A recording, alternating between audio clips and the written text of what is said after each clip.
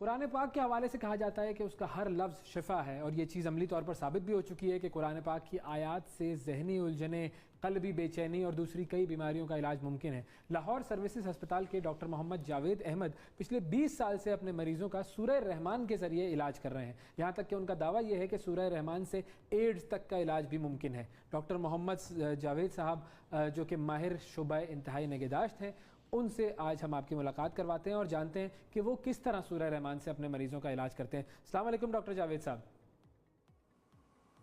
वालेकुम अस्सलाम वरहमतुल्लाहि वबरकातुहू जी, और आप सब लोगों का बहुत बहुत शुक्रिया।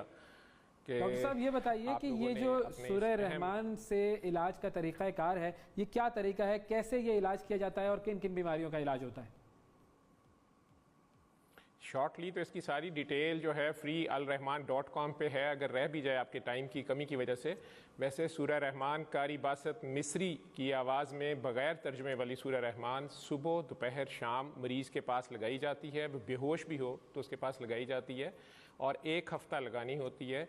1 हफ़्ता मरीज़ ने आंखें बंद करके सुबह दोपहर शाम कारी बासत मिस्री की आवाज़ में बग़ैर तर्जुमे की सूरह रहमान की किरात को दिल के कानों से सुनना है, डूब के सुनना है कि वो है, अल्लाह है और वहाँ कहीं ये आवाज़ है। उसने मतलब मानी में भी नहीं जाना, सिर्फ़ और सिर्फ लफ्ज़ों के मालिक के आगे, सूरह रहमान के मालिक के आगे, सूरह रहमान वाले के आगे ख़ुद को पेश कर देना है और उसको दिल के कानों से सुनना है। अच्छा, अब ये जो आपने बात की कि वो कारी बासित की आवाज़, ज़ाहिर है बहुत खूबसूरत आवाज़ है और बड़ी अच्छी उनकी तिलावत होती है, लेकिन ज़ाहिर है ये किसी भी आवाज़ में हो सकती है, किसी भी कारी की हो सकती है ना? जी, अगर आप किसी और में सुनना चाहें तो वो भी सुन लें, लेकिन हमें बेस्ट रिज़ल्ट्स इसी में मिले। ये सैयद मखदूम सफदर अली बुखारी, एक फ़कीर मंश कलंदर बाबा हमें कहते हैं, बाबा जी सरकार, मैं ख़ुद मुझे HIV का प्रिक हो गया था। पेशेंट को HIV, ना सिर्फ HIV बल्कि B और C वायरस, वो IV ड्रग अब्यूज़र थी। तो मेरे ICU में ही काम करते हुए 99 में इत्तेफाक हॉस्पिटल में मुझे ही प्रिक हो गया था उनके नीडल का, और फिर मेरे टेस्ट भी पॉजिटिव हो गए थे।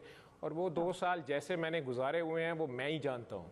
तो लेकिन इसी को सुन के जब मेरे पास कोई इलाज नहीं था जी, उन 2 सालों में मैंने बिल्कुल नहीं सुनी, ना मैं इस पे बिलीव करता था, ना मैं खुद ICU का डॉक्टर था। और मेरे बारे में खुद मेरे कोलीग्स का कहना था, यह हॉस्पिटल में रिप्यूट थी कि डॉक्टर जावेद की ड्यूटी में इज़राइल नहीं आता।